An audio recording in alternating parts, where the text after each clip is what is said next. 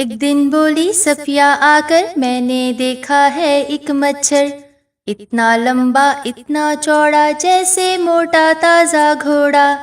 ऊंचा ऊंचा उड़ता था वो, दाएं बाएं मुड़ता था वो, करता था वो घर घर घर घर, सुनकर मुझको लगता था डर। बाजू तो खाली थे उसके, पर थे लेकिन पंखे जैसे। सर था उसका मटके जितना, शीशे जैसा साफ और चिकना। बाबा इतना मोटा मच्छर किसको काटेगा वो जाकर।